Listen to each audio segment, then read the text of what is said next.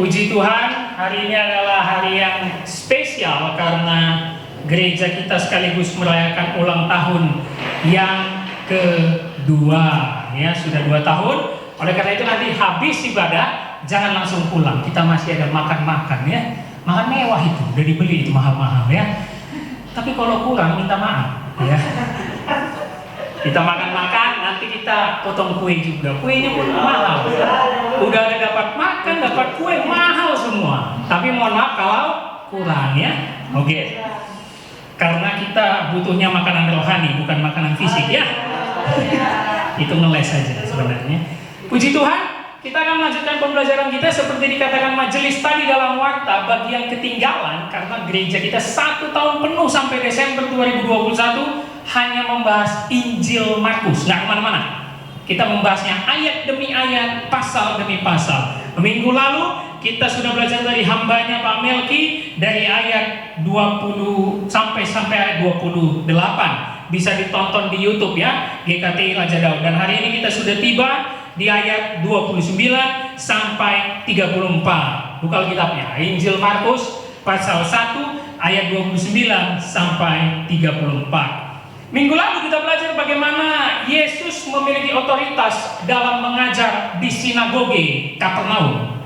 Ada kata takjub minggu lalu yang kita pelajari. Selain itu ada kata kedua takjub saat dia mengusir setan ya. Jadi dia mengajar dengan penuh kuasa dan dia mengusir setan dengan otoritas ilahi. Nah, hari ini kita belajar kelanjutannya. Apa judul perikopnya? Yesus menyembuhkan ibu mertua Petrus dan orang-orang lain. Mari kita gali ayat demi ayat. Teman-teman sekalian, seperti biasa di belakang ada catatan, bisa mencatat kebenaran firman Tuhannya. Yuk sama-sama kita baca ayat 29-nya. 1, 2 ya. Sekeluarnya dari rumah ibadat itu, Yesus dengan Yakobus dan Yohanes pergi ke rumah Simon dan Andreas. Sekeluarnya dari rumah ibadat itu, sinagoge yang di Kapernaum yang minggu lalu sudah kita pelajari. Kata sekeluarnya itu paling sering muncul di Injil Markus secara tiba-tiba atau segera. Segera Yesus setelah mengajar dan mengusir setan di sinagoge, dia keluar dari rumah ibadat. Pergi kemana? Ke rumah Simon dan Andreas. Menurut arkeologi dan sejarah, rumah Simon dan Andreas hanya 1 menit dari ibadat Kapernaum tersebut. Ya, dari sinagoge yang di Kapernaum, kalau bahasa mereka hanya selemparan batu, jadi sangat dekat. Kita tidak tahu motifnya, apakah betul Petrus yang mengundang atau karena dekat, makanya Yesus bersama Yohanes dan Yakobus mampir di rumah Simon dan Andreas. Dan teman-teman, sejarawan mencatat sampai sekarang di rumah itu banyak sekali tulisan-tulisan atau grafiti dalam bahasa Aramik, Syriak dan Yunani, tulisan-tulisan pujian kepada Allah. Makanya diyakini pada abad mula-mula rumah Simon Petrus menjadi gereja. Dan sampai sekarang menurut wisatawan yang pergi ke Israel, saya sendiri belum pernah, saya hanya dengar dan baca ya. Dari Kapernaum, tempat Yesus berkhotbah di ibadat itu, sinagoge itu, semua akan menyusuri wisatawan, pasti akan nyampe ke rumah Simon Petrus karena sangat dekat. Jadi sangat tepatlah rumah itu memang 1 menit dari sinagoge. Sampai sekarang masih ada. Oke? Jadi kita lihat konteksnya dan sketsanya begitu Yesus keluar dari sinagoge, dia langsung mampir 1 menit ke rumah Simon dan Andreas. Coba kita lanjutkan ayat 30-nya ya. Mari sama-sama kita baca. Ibu mertua Simon terbaring karena sakit demam. Mereka segera memberitahukan keadaannya kepada Yesus. Coba kita mulai dari kalimat ibu mertua Simon. Teman-teman nanti baca sampai habis, tidak disebutkan tentang istrinya. Yang ditulis hanya ibu mertuanya. Tidak ada disebut istrinya lagi siapin makan, nggak ada. Istrinya lagi nyapu, nggak ada. Istrinya lagi nyuci pakaian, nggak ada. Yang dicatat di perikop ini hanya ibu mertua Simon. Tapi dengan jelaslah kita berkeyakinan bahwa Simon menikah. Nggak mungkin ada mertua tapi nggak ada istri ya. Menikah Simon. Sehingga ini sering menjadi perdebatan dalam sejarah gereja yang sangat lucu. Kenapa? Saudara kita seberang Katolik paus, uskup, segala macam kardinalnya tidak boleh menikah. Tapi paus pertama mereka yaitu Simon Petrus menikah. Jadi agak lucu ya. Mereka meyakini Simon Petrus itu sebagai paus pertama, tapi mereka setelah itu semuanya tidak boleh menikah. Padahal Petrus sendiri menikah. Lalu kemana istrinya?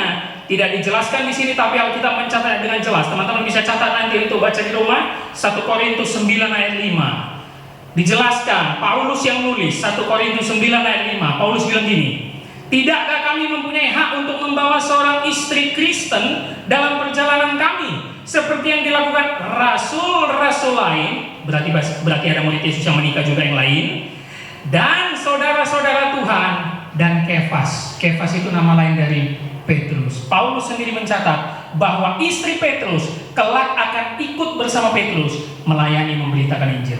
Setelah Yesus naik ke surga, istri Petrus ikut melayani full time bersama Petrus memberitakan Injil. Tapi selama 3,5 tahun Petrus mengikut Yesus, istrinya nggak ikut.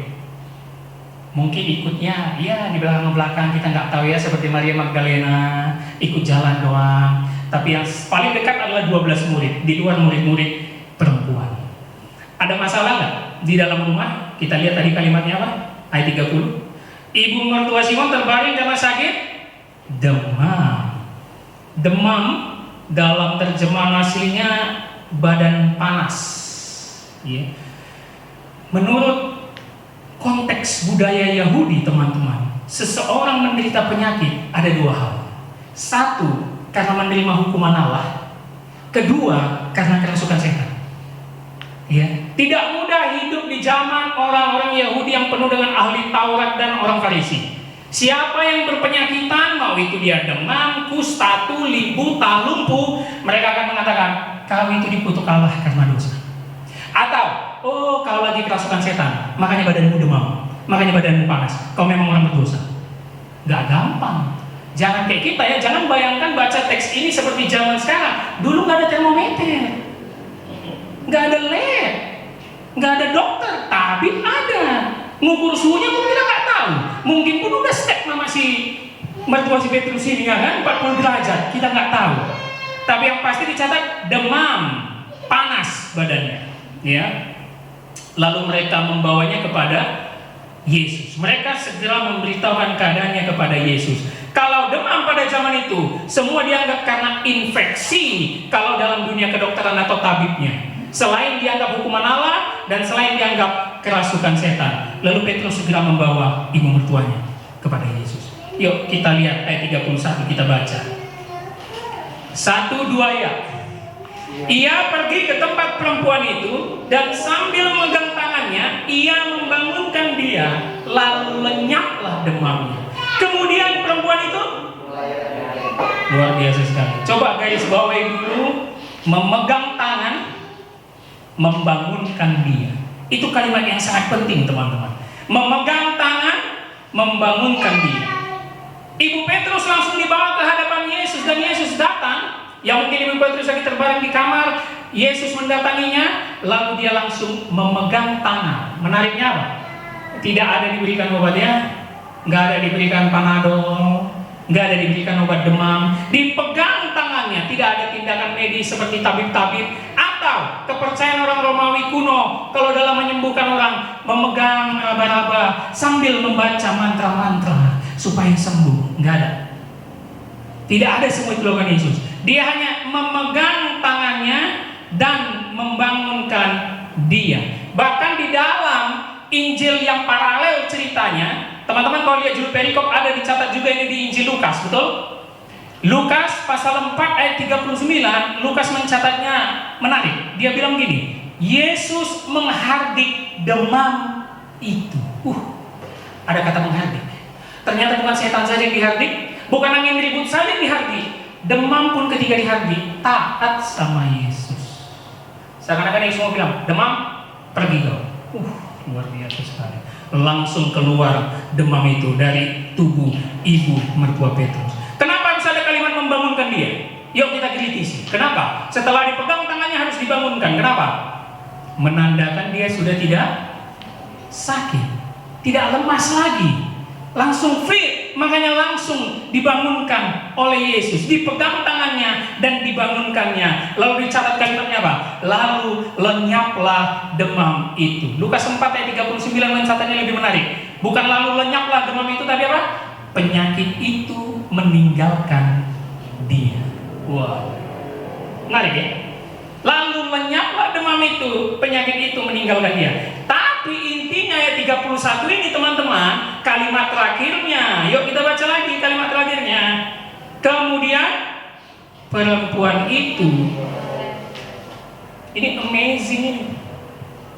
Kenapa amazing?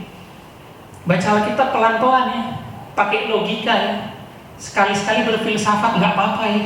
Jangan terima bulat-bulat ya. Makanya gereja kita ini gereja belajar. Kenapa ini amazing? Di mana-mana kalau baru sembuh nggak mungkin langsung beraktivitas, bener? Kalaupun kita sudah disembuhkan dokter, oh panas ibu yang dulu 39, udah normal 36, sudah sembuh puji Tuhan, langsung beraktivitas nggak? Enggak lah, masih minum Panadol, tidur banyak, makan sop Kentucky yang panas-panas itu supaya lebih enak badan ini, ya kan? Masih beristirahat, tidur lagi lebih cepat, mungkin 2 hari lagi atau 3 hari lagi masuk kantor, kuliah dan beraktivitas. Tapi tidak dengan teks Alkitab yang dicatat ini, bahwa ibu mertua Petrus setelah dibangunkan langsung melayani mereka. Mujizat Yesus itu instan. Nah ini dia, instan. Kata melayani diakoneo artinya menyiapkan segala sesuatu, atau mungkin ibu mertua Petrus sedang memberi makan atau menyiapkan dan membantu Petrus dan kawan-kawan untuk melayani Yesus bersama Yakobus dan Yohanes di rumah itu. Ada yang salah? Ada yang salah dong. Kata melayani di sini bisa berbahaya. Kenapa? Konteks kisah kita dari minggu lalu ini tentang apa? Hari sahabat, tidak boleh ngapain-ngapain seharusnya, tapi untung di dalam rumah nggak ada yang lihat. Kalau nggak ibu mertua Petrus dilemparin. Nggak boleh di sana. Kau ngangkat teko nggak boleh, cuci baju nggak boleh, diam di rumah, nggak boleh ngapain-ngapain. Tapi namanya sudah menerima mujizat Yesus, instan langsung sembuh, bangun, nggak bisa ditolak, melayani Yesus. Teman-teman, bukti mujizat asli. Orang itu pasti lahir baru dan langsung melayani Yesus. Bukti mujizat asli langsung dari karunia Tuhan Yesus. Pasti orang yang sembuh, hatinya akan berubah dan langsung melayani Yesus. Seperti ibu mertua Petrus. Kenapa saya katakan gini? Karena pada zaman sekarang, dengarkan ini baik-baik. Karena pada zaman sekarang banyak kali mujizat palsu. Nah ini dia. Ini harus kita kritisin. Teman-teman di media sosial bertaburan, kita lihat begitu banyaknya KKR. Saya nggak hanya bicara Indonesia, begitu juga luar negeri. Tapi kita sekarang terpana hanya melihat hasil-hasil kesembuhan. Benar nggak orang itu akan langsung melayani Yesus? Benar nggak hatinya berbalik kepada Yesus? Itu yang penting, bukan soal sembuhnya. Kenapa saya katakan banyak mujizat palsu? Saya adalah orang yang sangat percaya, tidak percaya, sangat percaya dan tidak percaya, ya. Sangat percaya bahwa saya tidak percaya terhadap KKR tersebut. Dengarkan baik-baik. Saya orang yang tidak percaya dengan mujizat yang dilakukan di KKR kesembuhan. Enggak percaya. Oh, jadi Pak Harold enggak percaya mujizat? Jangan dipotong kalimatku. Saya tidak percaya dengan KKR kesembuhan. Bukan enggak percaya mujizat. Kenapa? Yang pertama, banyak kali KKR kesembuhan itu pengakuannya nggak instan seperti mujizat Yesus. Kalau diwawancarai, bagaimana perasaan ibu sekarang? Mendingan sih. Yang tadi ada benjolan udah enakan nih Pak Pendeta. Oh iya, haleluya. Siapa yang sembuhkan ibu? Tuhan Yesus Pak Pendeta. Tapi udah mendingan. Masih ada benjolannya? Masih sih, tapi udah mendingan. Ada kata mendingan tadi di ibu mertua Petrus. Ada kata enakan di ibu mertua Petrus. Langsung melayani. Yang kedua saya lihat dari KKR kesembuhan, penyakitnya banyak yang abal-abal, sakit pinggang, encok, bisul, segala macam. Kalau mau lakukan mujizat, kalau itu betul dari Yesus, lakukan yang seperti Yesus dan Rasul lakukan. Apa itu? Bangkitkan yang mati. Itu kan hanya Tuhan Yesus yang bilang, yang bisa Pak Pendeta, kita kan nggak bisa sama dengan Tuhan Yesus yang bilang. Baca Alkitab enggak? Paulus pernah bangkitkan orang dari mati. Eutikus jatuh dari jendela, dia ngantuk karena dengar khotbah Paulus. Lama kali dia khotbah. Ngantuk, dia jatuh dari jendela, mati. Datang Paulus, turun dia ke bawah, bangun. Eutikus bisa Paulus. Jadi hati-hati ya, kita jangan mengaminkan semua yang kata-kata itu ya. Karena kenapa? Yesus, mujizat yang dilakukannya bukan supaya untuk kita tiru-tiru, bukan. Ini adalah otoritas yang ingin disampaikan bahwa dia betul-betul Mesias. Itu doang.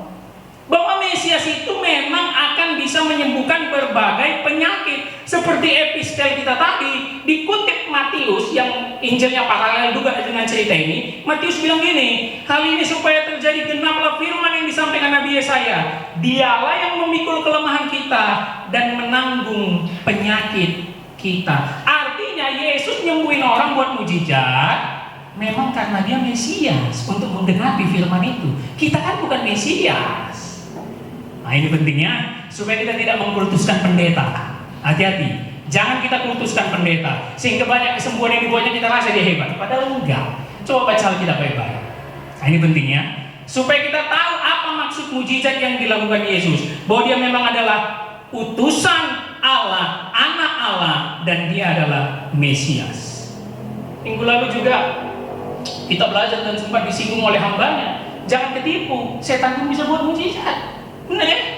Setan pun bisa buat mujizat. Jadi nggak usah kagum dengan mujizat. Dengarkan kalimat ini. Jangan kejar mujizatnya, kejarlah si pembuat mujizat, Yesus Kristus.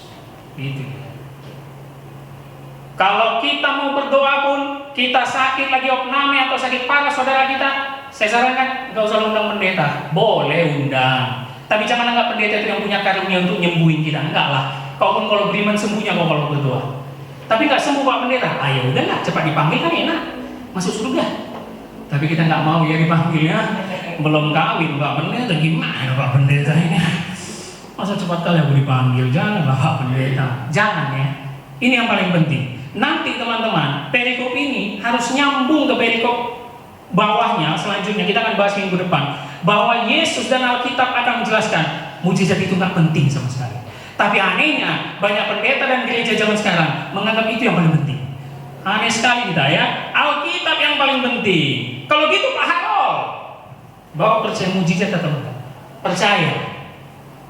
Bangun pagi mujizat. Ah itu kan udah mujizat ya. Emang bisa kita beli oksigen? Bisa kita beli nafas itu? Enggak kan? Bangun pagi kau masih dikasih. Itu udah mujizat. Padahal kita ini orang berdosa setiap detiknya ya, tapi masih dibangunkan oleh Tuhan. Baik kali Tuhan itu. Makanya bangun pagi jangan langsung chat pacar. Udah bangun nih Beb? Beb udah bangun belum? Jangan. Doa sama Tuhan. Kok kau bangunkan aku Tuhan? Padahal jahat kali ya aku ini. Semalam masih ngelawan orang tua, masih malas aku baca Alkitab, ngelawan suami, pacaran gak kudus. Kok masih kau bangunkan aku Tuhan? Itu yang penting.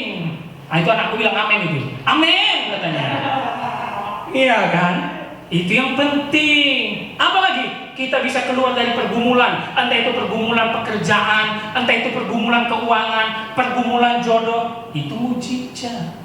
Jangan kerdilkan pikiran kita. Mujizat itu hanya soal sakit sembuh. Enggak ada itu. Alkitab nggak pernah mencatat itu. Nggak sembuh-sembuh pun kita udah mantap itu. Paulus itu tak sembuh-sembuh, Timotius itu tak sembuh-sembuh. Jadi nggak dapat mujizat gitu. Ya. Pentingnya supaya kita belajar lebih dalam ya, supaya kita mengenal Alkitab lebih dalam lagi. Ayat 32 kita lanjutkan. Kita baca 1, 2 ya. Menjelang malam, sesudah matahari terbenam, dibawalah kepada Yesus semua orang yang menderita sakit dan kenapa harus menjelang malam semua orang baru datang? Jadi cerdas memang jemaat-jemaat sini cerdas, nggak salah nih murid-murid Kristus nih. Setelah selesai sahabat, karena seperti yang saya katakan kalau belum selesai sahabat nggak boleh ngapain. Nah kalimat menjelang malam sesudah matahari terbenam, Yahudi itu ngitungnya dari jam 6 sore lewat 1, matahari terbenam, udah hari Minggu, bukan hari Sabtu lagi. Sudah boleh melakukan aktivitas. Tapi kalau belum, nggak boleh ngapain. Makanya saya katakan tadi ibu mertua Petrus itu kalau ketahuan bahaya. Kok dia berani melayani Yesus yang ada di rumah? Nggak boleh sebenarnya. Tapi namanya sudah mendapat mujizat yang asli, nggak bisa ditolak melayani Yesus. Zaman 6 sore lewat sesudah hari Sabat, maka dibawalah semua orang yang menderita sakit dan kerasukan setan. Perhatikan, Markus mencatat kata semua orang. Bukan berarti semua penduduk Kapernaum, ya. Ngeri sekali kalau semua penduduk Kapernaum datang ke rumah Petrus. Ini biasanya kalimat Ibrani yang hanya mau menyatakan kebanyakan orang atau sekelompok orang. Itu dia. Apalagi mereka sudah tahu beritanya sejak dari sinagoge. Yesus mengusir setan sehingga banyaklah orang datang dan sekelompok orang datang ingin disembuhkan dan yang kerasukan setan. Kita lanjutkan di ayat 33-nya makin jelas. Yuk kita baca. 1, 2, ya. Maka berkerumunlah seluruh penduduk kota itu di depan semua orang, seluruh penduduk. Waduh, lagi-lagi kalimatnya hiperbola sekali ya. Ini ungkapan hiperbola yang menyatakan banyak sekali orang yang datang. Di depan apa? Pintu. Berarti di depan siapa? Di rumah siapa itu? Di rumah Petrus. Kalau aku jadi Petrus, apa yang akan kita lakukan? Buka praktek aku. Yang mau masuk, biaya penyembuhan dari Yesus 50.000. Oke, antri. Bisa kaya nggak? Dan tahu nggak teman-teman? Nanti di perikop tepat setelah ini di bawahnya yang minggu lalu akan kita bahas, Petrus betul-betul berpikiran seperti itu. Tahu maksudnya? Betul-betul dia mau cari untung menggunakan mujizat Yesus. Minggu depan kita bahas. Nah ini menarik, bahwa kita harus membahasnya dari perikop, nggak bisa lepas dari konteks, jangan asal comot-comot ayat. Tapi yang perlu kita garis bawahi di ayat 33 apa? Yuk, yang tahu jawabannya, aku kasih sepeda. Kata apa yang harus kita garis bawahi paling penting di ayat 33?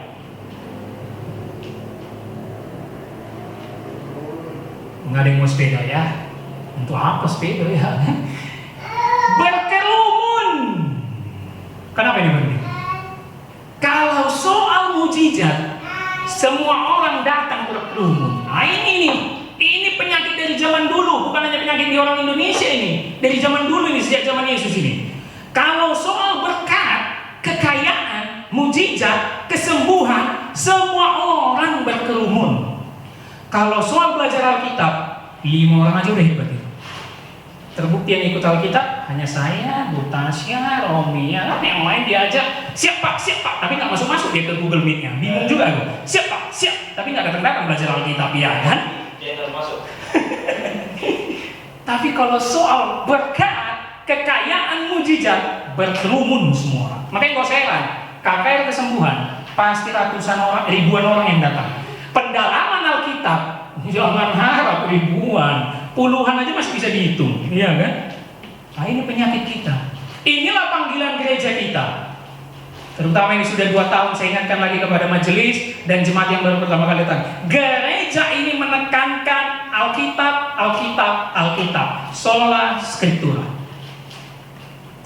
Jangan pernah harapkan aku bikin KKR kesembuhan, gak akan pernah itu buat, gak pernah. Ya. Berkerumun, semua orang berkerumun. Ini yang bingung apa nih? Semua orang mau sembuh, takut dengan sakit, tidak takut dengan dosa. Ya. Semua orang pengen mujizat Yesus, tapi baca Alkitab untuk kenal Yesus pun tak mau. Alamak, bingung juga aku. Percaya Yesus menyembuhkan, Yesus itu kasih. Oke, udah habis kau baca Alkitab dari Kejadian sampai Wahyu? Belum Pak Pendeta. Kok tahu kok Yesus kasih? Nampak kali kau hanya dengar-dengar. Iya kan? Tapi kayaknya semua isi sudah habis ya. Udah habis hanya Kejadian ya. Belum sampai Wahyu ya kan. Biasanya mentok itu di imamat, ya kan. Kalau udah masuk imamat udah bosan semua. Coba kita lanjutkan ayat terakhir ayat 34 ini. Kita baca ya dengan semangat ayat 34 ya. 1, 2 ya. Ia menyembuhkan banyak orang yang menderita bermacam-macam penyakit dan mengusir banyak setan. Ia tidak memperbolehkan setan-setan itu berbicara, sebab mereka mengenal Dia. Nah, muncul kalimat awaliat itu menarik. Ia menyembuhkan banyak orang, padahal tadi ada kalimat semua orang dan seluruh penduduk. Ini hanya banyak. Oh, berarti ada yang disembuhkan Yesus? Bukannya. Seperti saya katakan tadi, itu hanya ungkapan Ibrani yang menyatakan banyak orang atau sekelompok orang. Intinya siapa yang datang ke rumah Petrus, semua disembuhkan. Makanya kalimat selanjutnya, ia menyembuhkan banyak orang yang menderita bermacam-macam penyakit dan mengusir banyak setan. Semua penyakit jenis apapun disembuhkan, bukan hanya demam, dan seluruh yang kerasukan setan disembuhkan. Kalau aku boleh pilih, aku minta sama Tuhan Yesus, aku nggak mau karunia menyembuhkan. Aku lebih milih karunia mengusir setan. Kenapa? Banyak kali orang Kristen yang kerasukan setan. Aku lebih pilih itu. Iya, Pak. Lebih pilih aku itu daripada menyembuhkan orang. Banyak sekali kita ini kerasukan setan. Apa itu kerasukan setannya? Keluar masuk gereja setiap minggu, tapi kelakuan gak berubah. Nah, itu bahaya kita. Teman-teman, kalau baca Alkitab, dikatakan tadi di kalimat terakhir, ia tidak memperbolehkan setan-setan itu berbicara, sebab mereka mengenal dia. Setan kenal Yesus nggak? Kenal nggak dia Yesus itu Allah? Tahu yang kudus dari Allah ya. Nanti baca di bagian Alkitab lain, setan kalau ketemu Yesus itu menyembah nggak?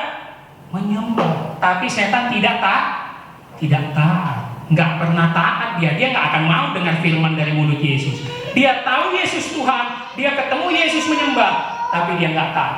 Pertanyaan saya, teman-teman sekalian, tahu nggak Yesus Tuhan? Tahu. Menyembah nggak kita datang ke gereja setiap minggu? Menyembah. Taat nggak sama firman-Nya? Kalau nggak taat, penyembahan kita model setan. Nah itu. Buat apa jago khotbah, jago melayani, rajin ke gereja, tapi nggak pernah taat sama firman? Masih aja emosian. Disuruh mengasihi, masih emosian. Tampar pipi kanan, enak aja. Kalau firman Tuhan tampar pipi kanan, berikan pipi kiri. Kalau kita kan enggak ya, tampar pipi kanan, tangkis tangan kanan, masukkan bukim kiri ya. Mana mau kita kasih, enak aja kamu ya kan? Enggak lah. Nah itu tanda kita enggak taat. Hati-hati ya. Yang penting itu mengikuti Yesus adalah ketaatan. Yang menarik, dia tidak memperbolehkan setan-setan itu bicara. Kalau Injil Lukas mencatatnya, setan itu mengenal dia adalah Mesias. Kenapa Yesus nggak memperbolehkan? Karena dia nggak butuh pengakuan dari setan. Buat apa? Karena dia nggak mau dianggap sebagai pembuat mujizat dan pengusir setan. Nggak perlu aku diakui untuk hal itu. Aku datang untuk memberitakan kerajaan Allah, Injil, bukan untuk buat mujizat dan mengusir setan. Tapi anehnya banyak hamba Tuhan pengen diakui ya. Oh itu jago mujizat kesembuhan. Oh itu jago mengusir setan. Kalau ada keluarga yang kerasukan, datang aja ke hamba Tuhan itu. Bingung juga aku. Hamba Tuhan itu bukan untuk terus memberitakan mujizat atau mengusir setan, tapi harus memberitakan Injil. Jangan pernah jualan mujizat di atas mimbar. Jangan. Ya, jangan pernah jualan mujizat di atas mimbar. Hamba Tuhan yang mulai aneh-aneh kalau naik mimbar biasanya Allah bersuara kepada, itu udah aneh. Hamba Tuhan yang benar, mari kita buka Alkitab kita. Itu berarti. Ya. Buat apa seminar? Cara mengusir setan dalam hidup. Buat apa? Seminar lah Tritunggal, seminar lah doktrin, seminar lah yang baik-baik itu datang keren. Tapi anehnya banyak kali yang datang kalau seminar tentang kerasukan setan. Banyak kali yang datang kalau seminar tentang mujizat kesembuhan. Nggak usah heran, karena kita pun tadi sudah mencatatnya. Berkerumun. Ini yang penting, supaya kita jangan lebih setan dari setan. Kadang setan itu pun gak malas sekali berkawan sama kita, ya kan? Gak usah ganggu dia lebih setan dari kita itu. Gak usah berkawan sama dia itu, gak usah. Itu udah ngeri kali gitu. Awak pun takut sama Tuhan, dia gak ada takutnya sama Tuhan. Memang lebih setan dia dari kita itu, ya kan? Jangan ya. Saya harap semua jemaat anak-anak muda di sini betul-betul bukan hanya sibuk melayani, bukan hanya sibuk mendalami Alkitab, tapi sibuklah praktek untuk memberitakan Injil keluar sana. Yuk ajak jiwa-jiwa untuk dimuridkan. Yuk ajak jiwa-jiwa untuk belajar Alkitab dengan benar. Minggu depan, perikop selanjutnya, yaitu ayat 35-39, kita akan belajar bahwa ada masalah tentang mujizat yang sudah dilakukan. Itu dimulai dari Petrus. Yesus melakukan semua ini untuk menunjukkan dia memiliki otoritas ilahi di dalam dirinya. Bukan hanya soal mujizat, tapi untuk menunjukkan bahwa dia adalah Mesias yang datang untuk memberitakan Injil. Oleh karena itu teman-teman, pandanglah mujizat Yesus sebagai mujizat karena dia adalah Mesias, bukan sebagai mujizat untuk kita tiru-tiru. Amin.